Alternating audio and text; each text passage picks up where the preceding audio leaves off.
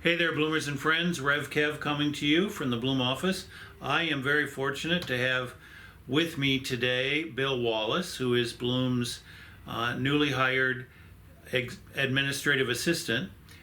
He is sitting typically in the office outside of me on Tuesdays, Wednesdays, and Thursdays, and is the voice you'd hear on the phone, as well as the person that's producing the bulletin for Sunday morning and coordinating all sorts of other kinds of aspects and associated with that, and other kinds of administrative elements in our office. We're very glad to have Bill with us. This is day 2 of week 2, so he is clearly still involved in the training phase. At the same time, he's got pretty extensive experience, so he's he is adjusting well, and I thought you could tell us. Hello, Bill. Welcome to Bloom. It's good to have you on board. And why don't you tell us a little bit about where you came from? I came from Orange County, and for 14 years I was the office manager at the Episcopal Church in Santa Ana, Church of the Messiah. And while I was there, we put together 3 bulletins every week, 2 in English and 1 in Spanish. I love this kind of work. I'm happy to be back doing it again and to have this kind of an opportunity. I didn't expect to find it in the desert. I thought I was done. So this is a big plus for me. I'm really happy about it.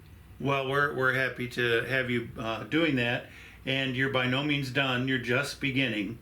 And one of the things, I did have an opportunity to look at the Messiah website, the Episcopal Church in Santa Ana, and they were really, it's very busy. And and I looked at that website and I thought, how are these people doing all this stuff? So you were in the middle of all of that? Most of it, yeah. I don't sing, so I didn't have anything to do with the choir except printing their music. Yeah. Well, that's good. It's we're a little bit of a more tame operation, but I think you'll find that it gets exciting every once in a while. Well, one of the things that really excites me about this place is the social justice work that you do, which is what really excited me about Messiah. When I went there almost 20 years ago now, they gave me the annual report, and in that was the budget. And I took it home and I looked it over and I thought, look at this, they don't just talk a good game, they actually put their money where their mouth is. And they're living the faith, not talking the faith. And I see that same kind of spirit here, and the number of different activities that people are involved in, and the level of commitment among the members, and I just find that really exciting. Good. I appreciate that. We're of course going through an important time in the life of Bloom with Ken Forney coming on board as our music director, and so we have a little bit of a group of 3 that are administratively employed to see to it about the ministries, all of the ministries of Bloom, and yet at the same time that doesn't diminish at all any one of the ministry coordinators or any of the other volunteers in so many different ways that participate in work in Bloom. It is just like an example is the Sunday morning worship service that has so many people that are doing various aspects of it in order to make it come together, and that's wonderful for me 17 years later, because there was a time when it was just Mike and me doing it all. Mm-hmm. So it's much better that now it's broader in the congregation, as well as we're very excited in the life of this church to come to the place where we have people who are also professionally overseeing things, as administrative assistants have done prior, like Rick did and others before him. But it's great to see this development for Bloom.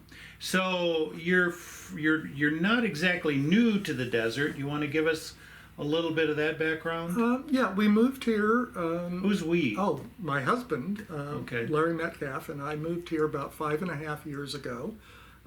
We retired and thought, well, we're finished. We're going to move out there and just be old folks and kick back. And we moved into a house and remodeled it. And then discovered that it was a way bigger house than we needed. The grandkids had all kinds of activities. They weren't interested in coming to visit us that much. And after a while, I thought, I'm tired of having 3 bedrooms that I only walk in to dust and vacuum. This is stupid. And Ashley, Dewey Roach, and Steve came to a swimming party that we had at our house. And while they were there, Dewey said, gee, I really like this place. They lived on the other side of the golf course from us.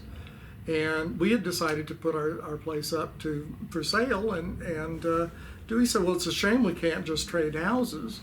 And so that's what we did. We each moved 4 blocks. And,